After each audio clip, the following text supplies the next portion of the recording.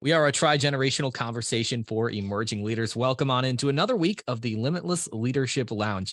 I'm John Gehring, and we're so excited today to be joined by a fellow podcaster and author and an expert in the field of leadership. So we're really excited to have Ryan Hawk on. But before we dive into that, just want to introduce also Dr. Renuma Kareem. Thank you for being here, founder of Heroes for All, and spend 6 months of the year in Bangladesh. And of course, Coach Jim Johnson, who was part of the inspirational J-Mac story, very successful high school basketball coach for about 30 years and coaches here as the top of this tri-generational conversation for emerging leaders. So, Coach, you've connected with Ryan Hawk, so why don't you go ahead and introduce our guest today? Yeah, thank you. I'm very excited to have Ryan on our program. Ryan has a really awesome podcast called The Learning Leader Show that I've listened to pretty religiously for the last year or so. He's written 2 books, also The Pursuit of Excellence, which I just finished, which I highly recommend. And I have not started yet, but I do have The Welcome to Management, his first book as well. So we're excited to have Ryan. Is also married. It's amazing all he does to his wife, Miranda. He has 5 daughters. So he's got a lot of women in his life.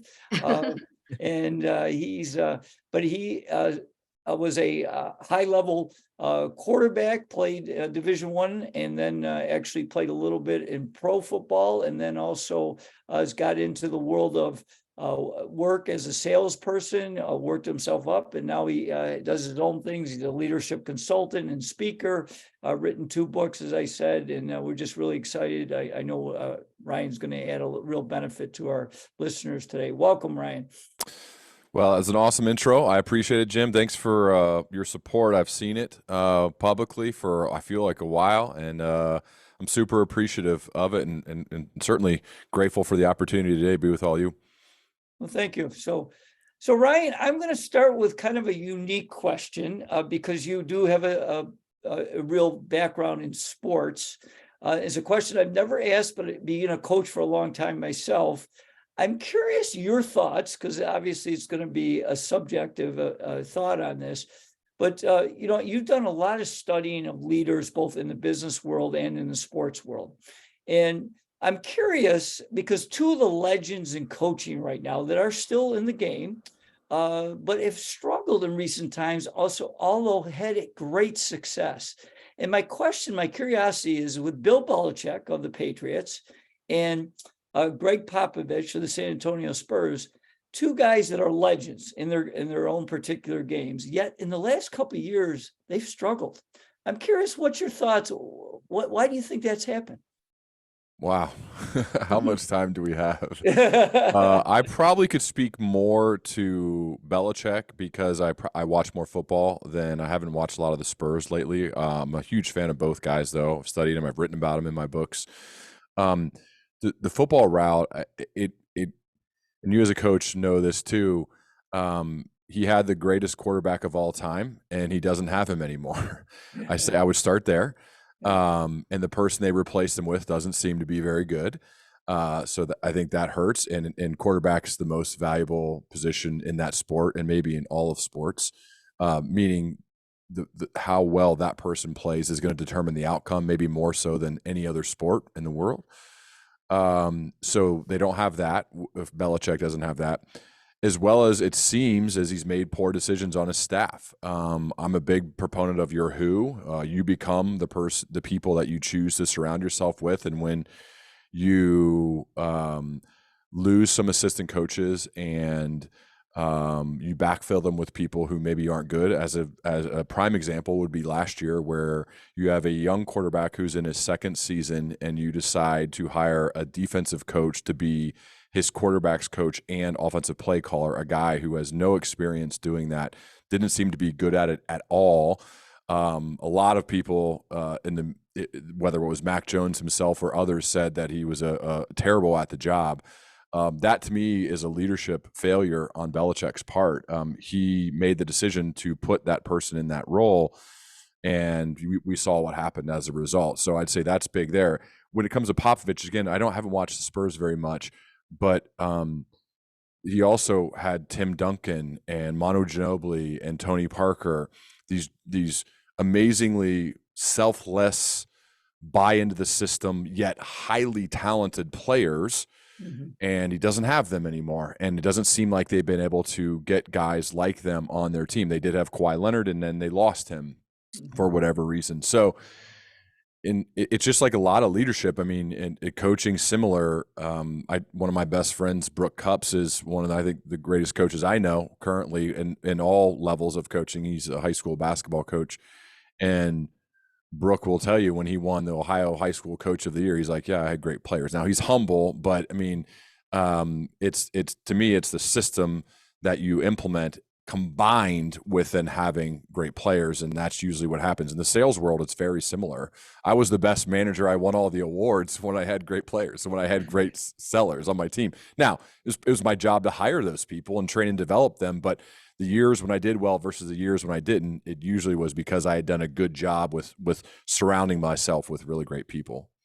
Right. I got to follow up one more. I don't want to hog the conversation, but my curiosity strikes me so much.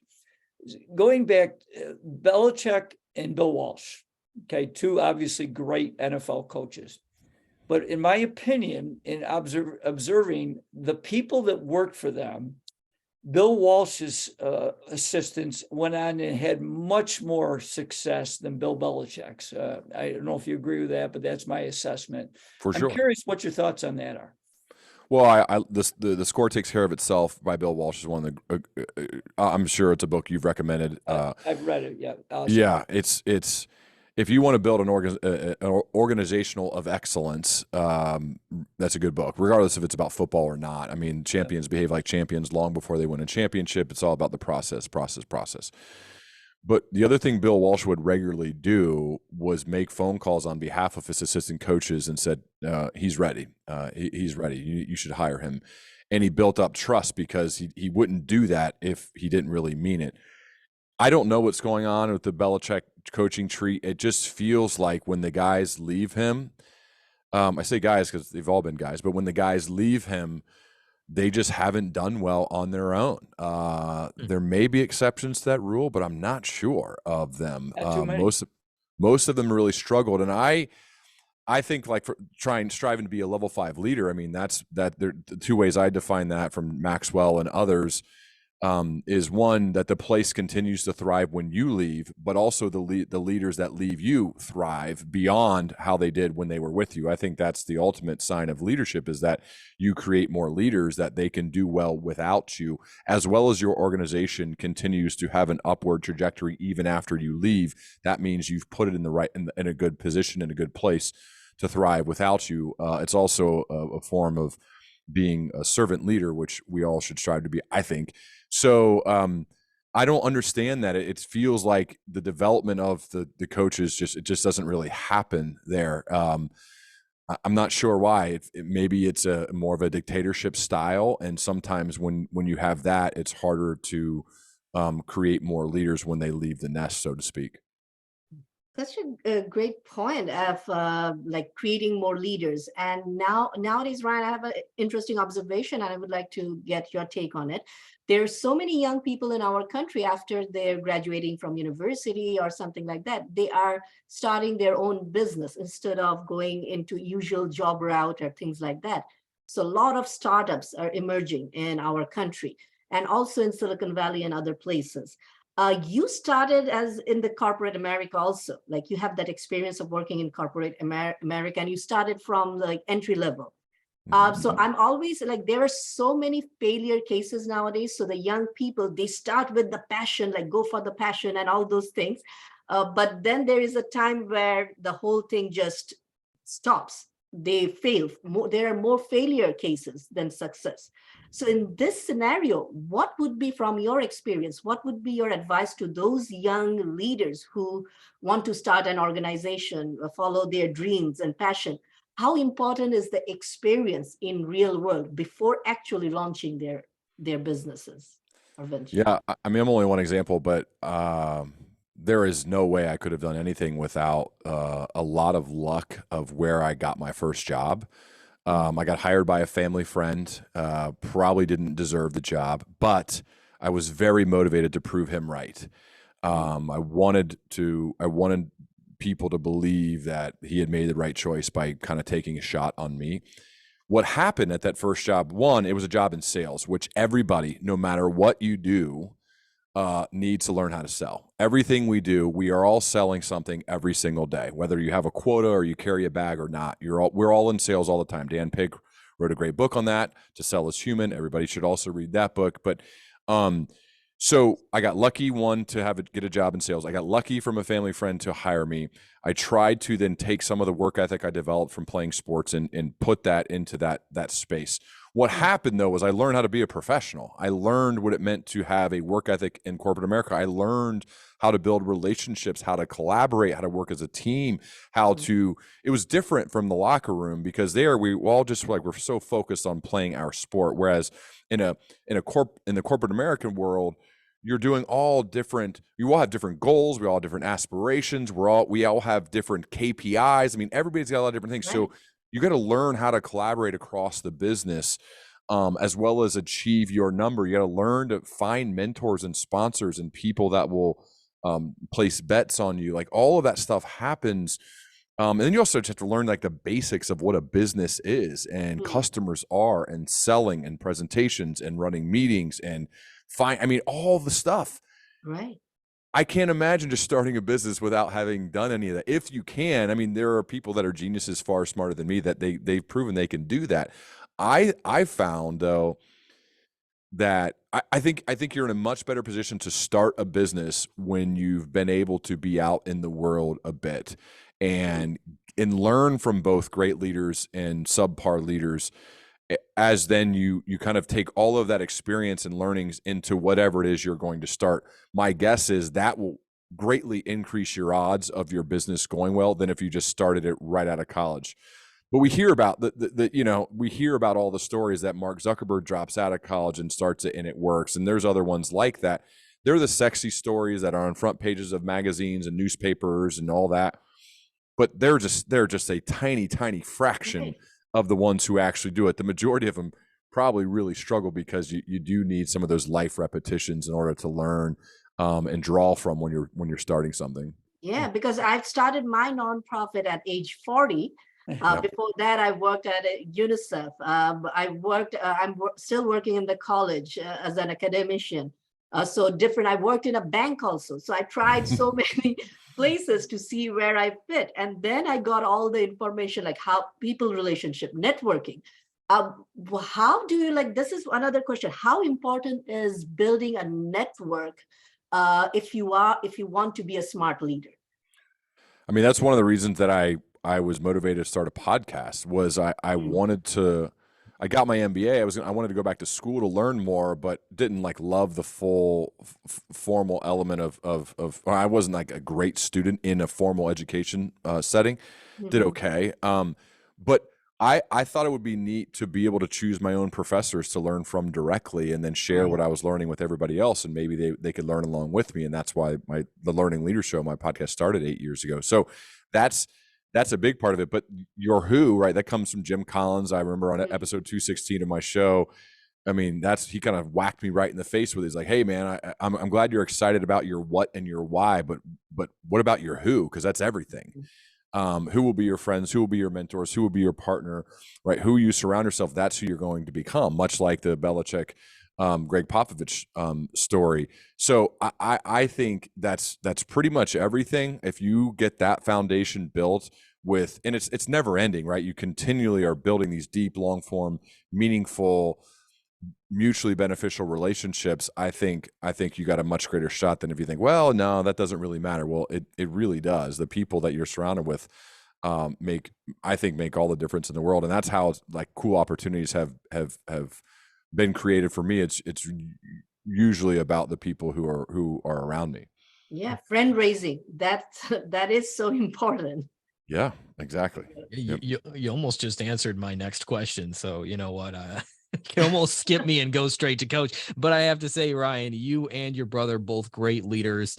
Your brother being a linebacker for the Green Bay Packers, somebody that I actually watched growing up play football, and you a high-level quarterback, both in those sort of leadership positions. You mentioned early earlier the quarterback and the importance of that position, really the most important position in sports. And then a lot of times, you think of a linebacker as like the quarterback of the defense. Yep. So growing up and your relationship with your brother, what have you seen both with yourself and him? How did you receive those leadership natural instincts to be able to move on to be in these leadership positions in your sport? Uh, I think in both of our cases, I don't know the nature versus nurture question. It's always a little bit of both, but I would say we're both more naturally not the ones to speak up, not the ones to be the loudest guy in the room, not the ones to be the prototypical what maybe you'd think would be the leader of the team. Yet we both end up playing positions that you actually speak to your teammates in the huddle. You have to use your voice on every single play. Him being the guy with the sticker on his helmet, which means the coach calls the play into his helmet in the NFL, and then he calls the plays to his teammates. Me doing the same thing as a quarterback. I think we learned to grow into those roles. I remember between my freshman and sophomore year in high school, I'd played as a freshman at Centerville High School, and it'd gone relatively well, especially for a freshman. No freshman quarterback had ever played before, and they said, your first year, we understand your personality. You just basically executed the offense. Now you're going to have to do more. You're going to have to find your voice. You're going to have to not only lead by example, but lead with your voice more. And I think the same thing happened with AJ, because he also played young, where he had to grow into that. And as you do it more and more and more, you get a little bit better at it. You get more confidence in it. You start to maybe actually like it. And then your personality doesn't change, but it evolves, it grows. And to me, that's where all the leadership started, where I learned was, oh, okay, my teammates are looking to me. My body language is really important. Okay. How I respond to adversity is really important. How I work out in the weight room is really important. Like all these really important skills, just I think to live a kind of fulfilling life, but also to lead people, to move them, to inspire them, was learned from the help of great football coaches, great parents, certainly, and then actually having to do it. I mean, we learn more through doing the work than through just talking about it or thinking about it. So I think that's where I still draw a lot from those football days. And I know AJ does too. And all that we do was learned from sometimes the hard way, but learning from actually doing it and being out there with our teammates and trying to be an inspiring leader for them. Excellent. Hey, Ryan, going back to the Who, I'm a big Jim Collins fan. I must have listened to Good to Great 1,000 times on his audio book. But the thing about the Who, in the J-Mac story, the first thing we always looked for in basketball was talent, right? And Jason didn't have that. But my JV coach came to me. He tried out for the JVs his first year, and he said, you know what? He's got the 3 other ingredients that you always talk about being in our program. And one of them was he was a we over me. But I'm curious because you built sales teams, okay, and you brought in people. So what were the ingredients you were looking for to make the right decisions? Because we all tried to do that the best in attracting the right Who into your situation and to build a great team. I tried to deconstruct this process after the fact, when I would analyze what happened in the interview process versus then their eventual impact they had on our team as well as their results. Sales is very black and white. Their stack rankings literally sent out every single day. So a few of the things that I noticed, one of them was that instead of waiting till the end of the interview to ask questions, that the top performers treated it more as if a conversation between us and less like an interview. So they were asking me questions just as much as I was asking them. What that showed, the qualities in a person who's willing to do that: one, a deep curiosity, a desire to know, to learn, to have a better understanding of the company, of the job, of what it entails, of what success looks like, as well as a lot of confidence. And so curiosity and confidence were 2 really important skills. Also, being coachable is super important in that environment. So I was always looking for examples of how people took coaching and responded well, because they're going to be coached, but not only by me, but by others in the organization.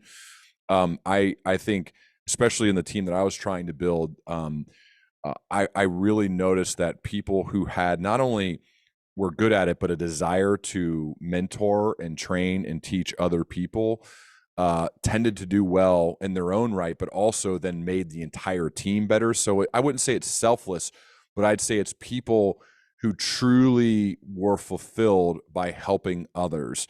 And not every person in a sales environment is like that. There are a lot, the lone wolves, who just go out there and crush their number, but they don't really care about the team. They don't really care about speaking up in meetings. They don't really care if the team does well. All they care about is their commission, them hitting their own numbers. And while I do think it's okay to have some of those every once in a while, if you're trying to build like a long-standing team that does well over time, ones that sustains excellence, I don't really want those types on the team, even though they crush their number. And that could happen in other jobs in sports, right? Maybe a scorer in basketball who doesn't really care that much about other than just getting their own stats, which doesn't usually. I mean, it can work in the short term, but long term. So those are some things I look for with people in hiring: curiosity, compassion, confidence, right? Coachability, and a desire, like a true fulfillment out of helping other people. Yeah, a coachability. I think that is so important when you are getting that team in place. And I love the name of your podcast, like the learning leader. Yeah. So as a learning leader, sometimes we also need to unlearn things. And that's also like sometimes we are fixated to some ideologies that we don't want to move away. So I'm curious. You have interviewed so many leaders, and your podcast is one of the dynamic. Forbes have pointed out one of the most dynamic leadership podcasts. So from all these interviews, if you want to share some of there are patterns of most effective leaders. I think you definitely have observed that pattern. What are some interesting, like few pattern of leadership that you think can build us to become that smart leader or one of the most effective leader in today's world? Yeah, so I think there's two parts to this, how I'd answer. One, and everything I share, I borrow and learn, have taken from other people, right? That's the thing that I think is a quality in a leader that I want, though, is that they are. There's a bit of humility needed there, but to say like I am open for business when it comes to learning. Always want to be learning from others, and then not only learning it, but then using it in my own life. So the leadership defined to me came from Jim Collins, is the art of getting people to want to do what must be done, right? The art of getting people to want to do what must be done. So I think clearly defining what good leadership is important. That's the start of that. And so that sounds like a simplistic answer, but there is an art to getting people to want to do what must be done. So if you're trying to get people to want to do it, not just comply, right, but commit, right? You'll read when you start Welcome to Management here, Jim, that there's a big section that I write in. It says compliance can be commanded, commitment cannot. You have to earn commitment every single day from your team. If you're their boss, you can force people to comply for a certain amount of time because you have higher rank, they want to keep their job, whatever. But I'm not talking about forced compliance. I'm talking about people who are choosing to commit to you. And to be that person, you have to be, I think, such high character, high competence, hardworking, respond from adversity, interesting, thoughtful, curious. Those are big time things that get people to want to do, and then what must be done. As a leader, it's on us to have an understanding of what do we need to do? What mountain are we climbing? If we end up climbing the wrong mountains, we may get to the top and then realize, what are we doing? We didn't have the right mission here. So that's the strategic element of what must be done, meaning as a leader, we need to know that. We need to do that hard work to know what mountain are we actually climbing so we don't end up climbing the wrong one. And then the second part of that I will share comes from Kat Cole, who I love. If you think about this balance, right? On one side here and on one side here, there's two qualities on each side. One side, this leader has high levels of courage and confidence, right? Big time courage to stand up for what they believe in, and confidence is built through creating evidence for yourself that you can do hard things, right? Courage and confidence on one side. The other side, which must be equally balanced, is curiosity and humility, right? This is that equal balance of curious to say, hey, I'm open to learning. Not only that, I'm yearning to learn. I want to learn more, thus learning leader, right? this curiosity about the world, about the way things work, about a better way to do things, and then this humility to let others know, I don't have this thing figured out. I never will. I will always need you. I want you. I want to be a good teammate. I want to be with you, right? So that's like that equal balance that I strive to be, of being building confidence through stacking evidence to myself that I can do hard things, being courageous enough to stand up for what I believe in, but also at the exact same time, being deeply curious and being humble of the fact that I need other people to help me. So that's kind of what I've developed over time after learning from, 500 plus of these conversations I've had on my show. And the vulnerability, that is so important. And I've seen now with the team, I have an amazing team with my Heroes for All, who have been like, they don't get paid or anything, but still they believe in the mission and vision, and they're with me for years. And we are achieving each milestone. And this year we are coming, there are so many crises we are experiencing, but still, and I'm admitting also, like, I'm vulnerable. I need your help. Yeah. I don't know all the answers. And that makes them work so, like, they are with me all the time, and they are my power. So I think this is so important, to have that trust on the team, and also being vulnerable is one of the important aspects of leadership. Big time. Couldn't agree more. That's so well said. Ryan, I'm curious, after leading so many people throughout your college football days and now, in your professional life, they say the first person you have to lead, actually, I learned this from Coach, is yourself. So it must be such a challenge leading so many others, but making sure that you're not neglecting yourself. How do you lead yourself? Me personally, or just in general? You personally. Well, I mean, I feel pretty fortunate in that regard, because I do what I want to do almost every day. I mean, I get to follow my curiosity with great rigor. And to me, like, that's a cool job. That is a really cool job. That what am I most curious about? That's what I'm going to write about. That's what I'm going to speak about on stage. That's how I'm building the curriculum for the leadership circles that I lead, for the one-on-one clients I work with, for the books I'm writing. So to me, it's really about following what I'm most curious about. When I choose guests for my podcast, it's usually based on somebody has maybe written a book or said something that I find super interesting, and I'm curious to do deep research leading up to that conversation.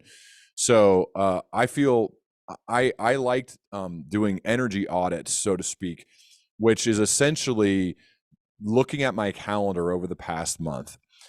My real calendar, meaning the thing that I actually did. Sometimes the calendar doesn't. I go and update it after the fact, so I can do these analysis. And when I look at what I had done, I'd say, okay, what activities actually filled me up, gave me more energy, and which ones drained me, right? And that doesn't mean draining's bad, but it's really about, like, what am I, like, super excited about afterwards, that I'm juiced up to kind of take on the world, versus the ones that I'm like, oh man, this is not very fun, but sometimes you got to do stuff, right? And if it gets too out of whack, meaning there's too much of those energy draining things, like for me, it would be administrative task or some of the business elements of my business. So I try my best to outsource those to accountants and business manager type people. But, sometimes that falls on my plate. When I do stuff like that, versus when I'm having a deep, long form conversation with one person, versus when I'm leading one of my leadership circle meetings, versus when I'm on a stage, versus when I'm writing a book. So I just said all the things that really fill me up in that energy audit, that make me feel alive, that make me feel like I'm flourishing, versus the ones when I'm not. And to me, it's like just doing that analysis, being reflective to say, let's be, because one of the questions I get is like, how are you going to scale your business? And then the question I have to say is, well, I don't know if I want to, because then I feel like I'll end up being, I'll be spending more time in this administrative element of scaling a business versus actually doing the stuff that I really want to do. At my current rate, we're doing better financially than I ever would have imagined, and I don't have to do the scaling stuff. So in that regard, it's like, well, why would you do it then? So those are the conversations I have with my wife, with my dad, with my brother, with people to say, like, oh, well, sometimes you have to realize, like, the thing you're doing right now is the thing. So just, you want to keep getting better, and I want to keep growing as a person, and I want to keep improving, but that doesn't mean you have to hire a bunch of people or scale something. Now, some people, that would fuel them up, that would feel like they're flourishing. And maybe someday that will be me, but as of this day, it's not. I currently get to do what I want to do just about all the time, and I feel super fortunate to be able to do that. So, out of curiosity, you mentioned some of those things that fill you up and motivate you. What is the two or three of those, whether it be speaking, writing, podcasting, that fuels you the most? And at the end of the day, when you look back at your calendar, is the most rewarding? My favorite thing to do is have a deep, long form conversation with one person. I love learning, which I hope shows when you listen to my podcast. I get the most responses, it seems, when people can tell, like, oh, I can tell you're really into that topic or to those stories. I love learning about people. I'm fascinated by people and their stories. I'm fascinated actually by the preparation process that goes into each one. I love even more having the conversations with them. And then I also enjoy the fact that they're impacting people in all different places in the world in all different ways. So to me, like, that's it's been that way for 8 years. And I didn't make a single penny. I mean, I lost money every day doing the podcast the first 3 years. So to me, it's like, well, what would you do if you won the lottery? Well, I probably wouldn't really change anything. I mean, there may be small things, but that part I definitely wouldn't change. That's like the core and the foundation of what I enjoy doing the most. And I'm just lucky that there's an intersection between what I enjoy the most and what seems to provide the most value in the marketplace. I know that's not the case for everybody. So again, another reason why I try to be over prepared, why I try to never take it for granted, because I'm kind of at that intersection, and I'm just really grateful for that. That's a great litmus test in life. Just a quick follow-up point. I know you have a question, Coach, but to ask you, what would you do if you won the lottery? And if you wouldn't change a whole lot, I feel like you've achieved a lot in life, and you found something that makes you satisfied. So great point. We were on a double date like a couple months ago, and the question that was being asked was, what would you do if you like, basically it was supposed to be, what would your dream job do? Meaning, if you didn't do what you did currently, but you could actually do your dream job, what would it be? But the woman asked me first, and she's like, so, if you didn't have a podcast and you didn't do speeches and you didn't do the stuff you do, like, what would you do? What would you do? And I go, I don't know. I guess I'd have to get a real job. And she looked at me puzzled, and she's like, no, the basis of the question was like, what would be your dream job? And I said, well, I mean, I'm doing that. And she goes, oh, well, that's really cool. Cause like usually when you ask that question, people may say something like, I don't know, any type of job that they're not currently doing. So it was just a funny kind of realization that we all looked at each other and kind of it was awkward for a second. And then we realized, I go, well, no, I'm actually doing that. And I realize that. That's why it's part of the motivation to do it well, is because the reward is that you just get to keep doing the thing you're currently doing, which is pretty cool. So anyway, yeah, that's how I view that. Hey, Ryan, in studying a lot of great coaches being a coach, in John Wooden's pyramid of success, his top of the pyramid was competitive greatness. And one thing that I observed in my many years coaching, my final year in coaching, I had a pretty good player, and his dream was to play in the NBA. And I'll tell you a very quick story, because I'm interested with all the people you've interviewed. What have you found that to be a consistent trait?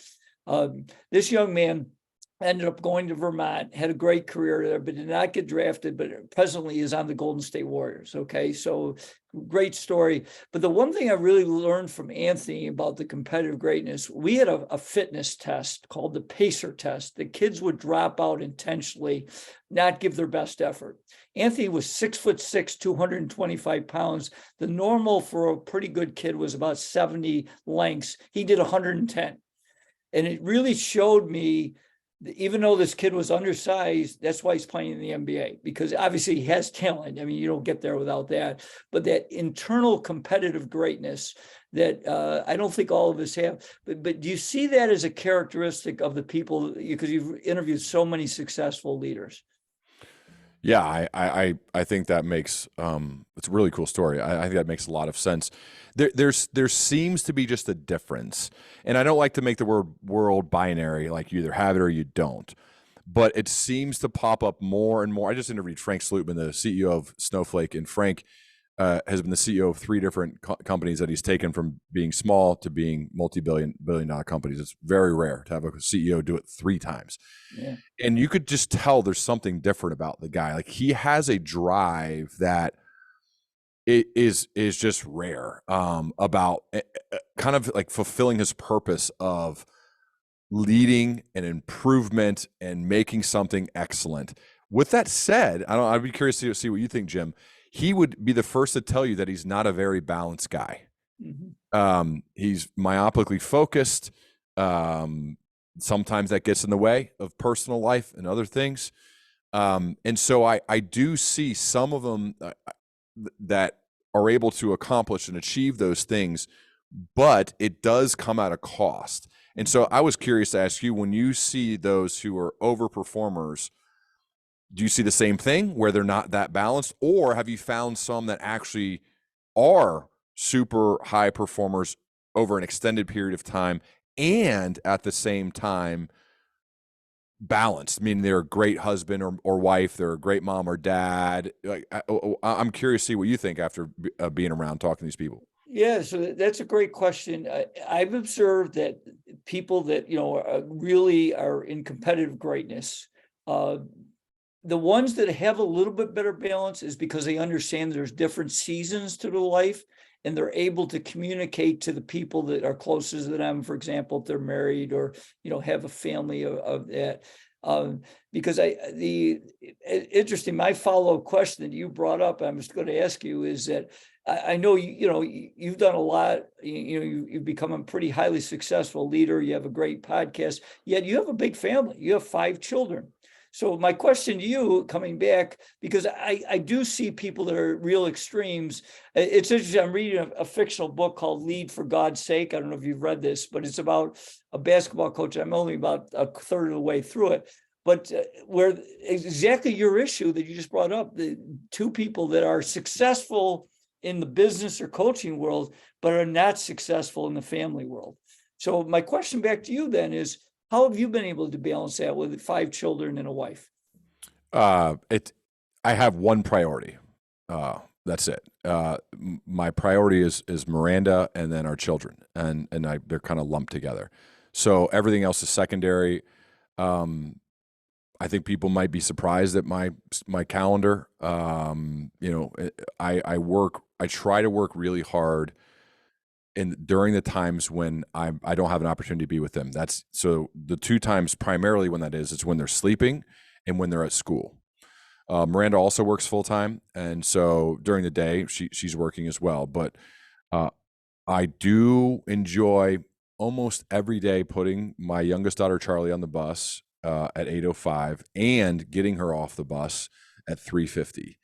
In the summer, I also usually shut it down around 3:00 every day to take one or multiple ones to the pool and swim.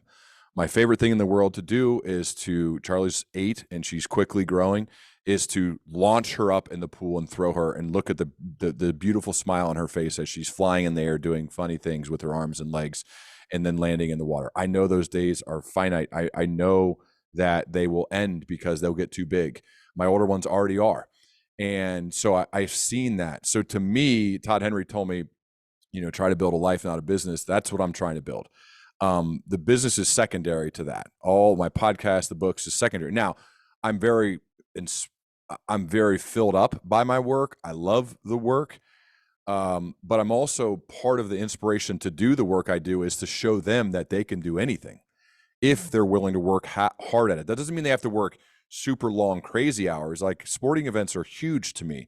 I turn down keynotes for crazy sums of money to not miss a single game. I try to be there as much as possible. I think you spell love TIME. I think you have to be present much more than give presents. I think all of those are really big parts of being a husband and a dad. So to me, are there opportunities that I bypass all the time? All the time. I think that's part of you, because you really don't show your priority or what's important until there's actually something on the line, until you have a tough choice to make, and then it's just making that choice. So to me, Could the business be bigger? Could the things I do be bigger? I mean, probably if I spent more hours working on it, but I know these days are finite, man. Like Right. it's the most important time. So to me,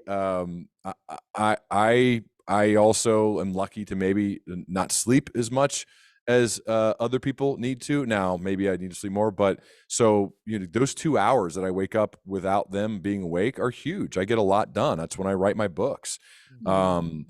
So that I can go home at 3 o'clock in the summer. I try to do extra work when it's cold out here in Ohio, so that when it's warm, we can go on vacation. We can go to the pool. Those types of things. I like to be one of the drivers to practice. I think you can learn a lot in those little car rides. I love driving to volleyball tournaments. Like all those little things, they're not. I want to remember that they're the good old days, and to not think about them after they're gone, but to think about them as they're happening. And those are just things I actively think about. And Miranda and I talk about when we go on our walks every day, like these are the good old days. Let's not screw it up. So that's kind of how I'd say I view it. And I think this is so beautiful because value, you know what you value in life. And that's where you are putting your priority in. And I think that this memory, because my dad, we are three sisters. And although my dad passed away a few years back, those were the childhood memories where my father was always available. So he was a managing director of an engineering firm, but he would not take any other extra work or stuff like that because he wanted to spend time with us, take us to games or teach us and things like that. And those are the memories we now cherish, all three of the daughters of our dad, who was always present in our life. I was going to say, what type of impact did it have on you, just as a person, as a leader, and just in general? I mean, it's unbelievable because the values he has also instilled in us, all three of us. Now, everybody say that your father and mother, they raised you right. Like you are making impact in other people's life and doing so many things. So the parenting matters, and that's a leadership. When you are a parent, that's an unbelievable leadership position, I think. You've probably heard those stories where there's a senior exec who's like 58 flying on a private plane with somebody else, and there maybe there's a person trying to learn from him, and you've heard multiple stories like this, and they go, "Oh, what can I do? What can I do? What can I do? How can I be like you? How can I be on this plane? How can I earn the CEO stuff and all that?" And the guy would say, "No, don't. I screwed it up. I screwed it up. My kids now are older. I don't have as close a relationship with them, and yes, I got the money and I got the titles and I got all this stuff, but I screwed up the most important thing."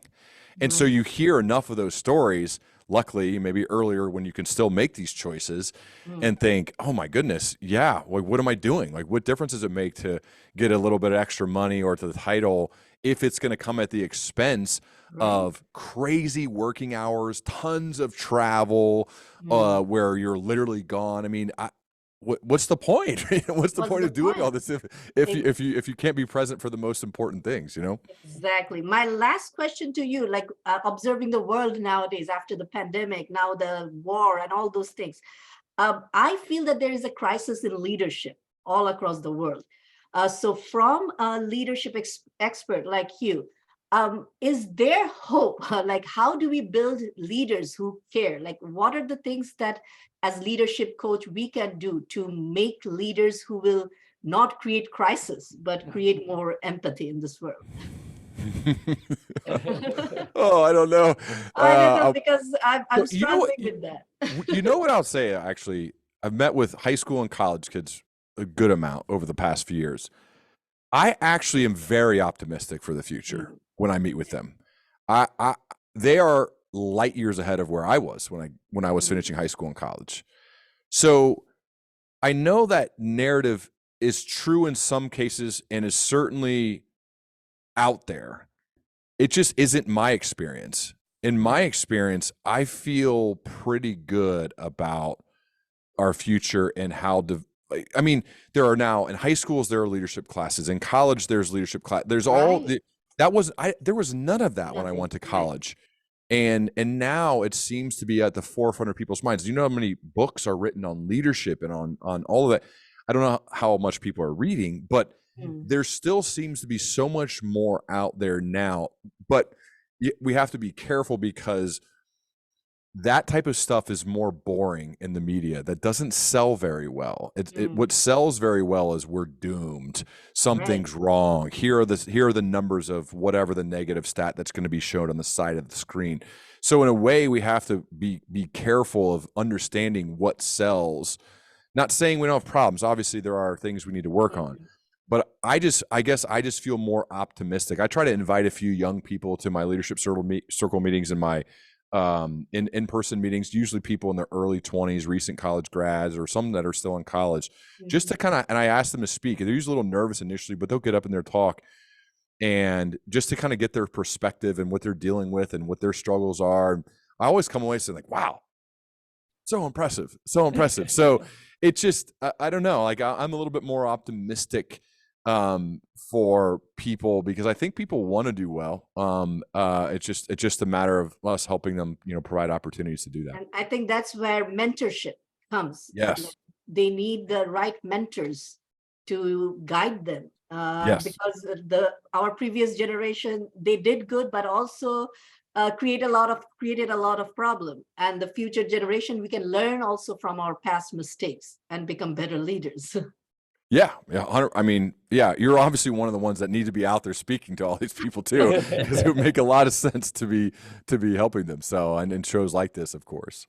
Yeah, well, Ryan, I'm very glad to hear that you feel optimistic about the future. I'm 24, so I'm planning to be around for a little bit here. So, but like, look what you're doing. You're proving my point. Like, look what you're here. You're smart enough to be around two people who have these life repetitions that you can learn from. That you're an equal partner in this whole thing. You run the show. You look good. You sound good, right? Like this is exactly proving the point. I just feel like there's I have a lot of, I mean, I'm a naturally optimistic person. My dad's the most optimistic person I know. Tied with him for first place is my wife. So I'm surrounded by optimism, but I think that's like, in this case, I'm trying not to just put on rose-colored glasses. I think it's real. Just you're smart enough. I would have never done this at your age, man. Never been smart enough to surround myself with two brilliant leaders, do a show with them, because what you're doing is not only are you going to talk to people as guests on your show, but you get to be around them. So you're learning from them as they're performing their art and their science. You're right there. So think about where you're going to be just in like 5 years from now. It's amazing. So I think that's like having I don't know if it's not ambition, but being proactive enough is a really good trait, a really good quality in someone who's going to do some great things for the world moving forward. And we are learning so much from John. Oh, sure. Thank you very much, Ryan. That's the idea. We are learning so much from him. I love it. Well, I mean, again, that's what, like, I think being a learning leader is all about. That is, you surround yourself with people that, not just people who are ahead of you, right? It's ahead, beside, and behind. We have people on all three different levels of age and experience. And so I think if you're good about surrounding yourself with all those types, gives you a better shot. George Raveling, who I met when he was in his early 80s, I flew out to Los Angeles to interview him. I mean, the people in his office, he told me, he's like, you got to surround yourself with these young people. They're far smarter than me. And I'm like, George, like, one of like, why is he had books and books and books, and like the guy's just constantly working on himself. And yet he said, no, I learned way more from them than they learned from me. I'm like, that's not true. But in his mind, it actually was. So I think that's like that learning leader mindset. That's super impressive from people, regardless of age or experience. I think, Ryan, something I have a little talk. I do the 10 questions all effective leaders should be able to answer. And one of them is, do you have your intentional personal growth plan? Because I think that's where we really struggle. And I think what you've said is really powerful. So we really appreciate the opportunity to spend some time. John, why don't you wrap up here? I know as far as trying to contact with Ryan, and certainly we'd love to continue this conversation down the road. I'm really impressed with what you do, and really appreciate the opportunity to have you on the show. So thank you. Absolutely. And we do want to just ask you real quick here, Ryan, your podcast, that's something that you're very passionate about and is very valuable to leaders. I'll put the link down in the show notes, but also your 2 books that are out. I want to ask you a little bit about that. Where can we find those, and what can we expect to learn from those? Learningleader.com. Everything I do is housed there. So my books, Welcome to Management and The Pursuit of Excellence, they're right there. You can see at learningleader.com. And then all my podcasts and every back episode, it's searchable. So all of the show notes and everything for every episode I've done is at learningleader.com. So that's, and if you listen already in a podcast player, searching Ryan Hawk or Learning Leader, and it'll pop up and you can check it out from there too. learningleader.com. Looking forward to checking out some more of your episodes. I've listened to a couple as well. And it's definitely, if you're listening to this show right now and you like leadership, you like learning more about it, Ryan Hawk's podcast is a must listen. So thank you so much, Ryan, for your time today with us. We learned so much from you. Thank you. I appreciate the opportunity. It's great being with you.